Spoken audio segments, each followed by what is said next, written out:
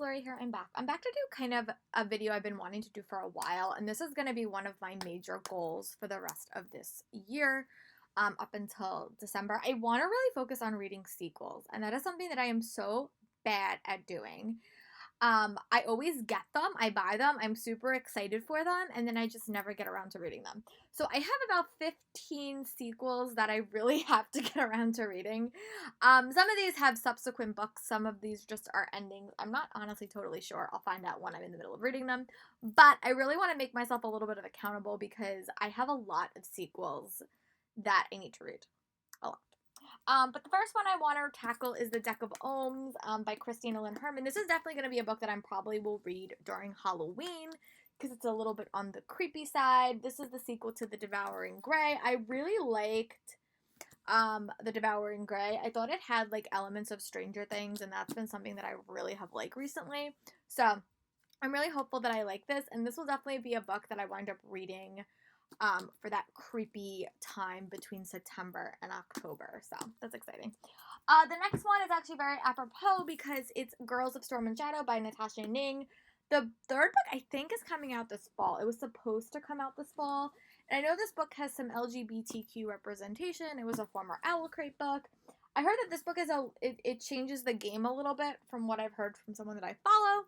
So I really hope that I like it. This one is actually signed to me from Natasha Ning. I got this last year at BEA. Yeah, I think it was last year I got this at BEA. But I'm super excited and hope that I like it, but I just have to get around to reading it. Another one that I'm going to put on my TBR is Soul of the Sword and Night of the Dragon. If I could just read this one, I'd be happy, but I know that the last book did come out. I remember really liking this book when I first read it because to me it was like what an anime would read like.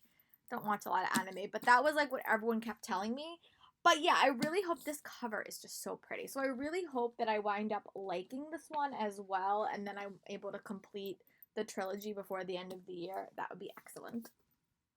Another one is Split Second by Casey West. This is the sequel to Pivot Point, and this is the only Casey West backlist book that I have not read. I finished all her other contemporaries, which was actually quite a feat for me.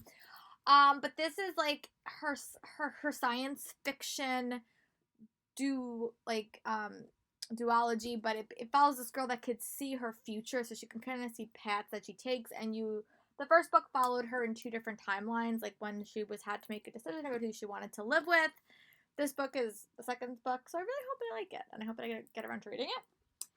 This one is a middle grade book. It's called The Great Brain Robbery, and this is the sequel to Train to Impossible Places. I picked this up, I think, at one of the conventions I went to.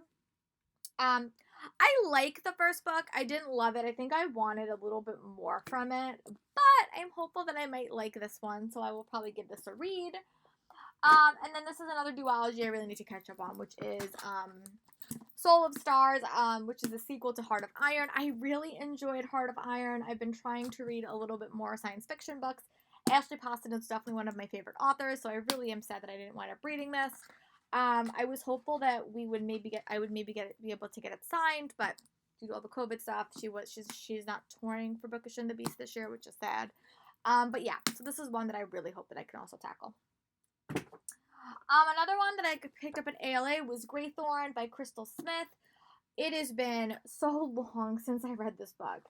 But I know that it has to do with a princess. I think that it's a retelling of Goose Girl, if I'm remembering correctly. I remember really, really liking it, so hopefully I like this. I might have to do some summary searching, but this came out, I think it's supposed to come out in June, but I don't know if it got pushed because of all the COVID stuff. But yeah, I really hope that I like it.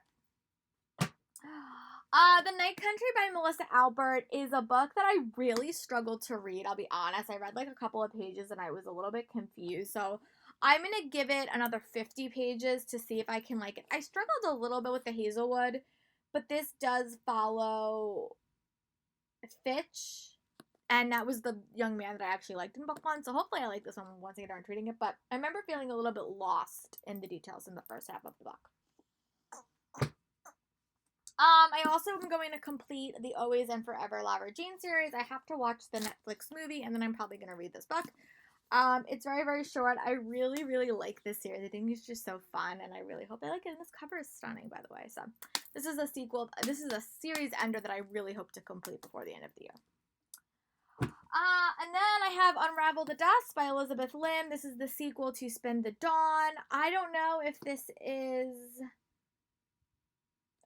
like a series ender or if it's just book 2, but this is another book that has been high on my TBR, and I really hope that I'm able to get around to it soon. Also, another thriller is on here is Girl with Razor Hearts by Suzanne Young. This is the sequel to Girl with Sharp Six, which I read last month. I wound up really, really liking. This is a library book, so I'm going to have to get around to it a little bit quicker. But yeah, I really, really like book 1. And then the last couple of ones are Red Skies Falling, which is the direct sequel to Black Wings Beating, which again I wound up reading last month and wound up really, really liking. Also, the final book in this series is coming out in September, so if I can read this month, I would have a nice setup to read it earlier than when it comes out. Also, Crow Rider by Kayla Josephine, which is the sequel and the final book in the Storm Crow series, which I'm really excited to dive into. And last but not least, Finale by Stephanie Garber. This is a book that has been on my TBR for so long. I actually am in the middle of reading it, so this one's actually is in the process of being read. But yeah, those are all the books that are on my sequels TBR. Let me know in the comments what are some sequels or series enders that you need to complete reading, and I'll talk to you guys later for another video. Bye.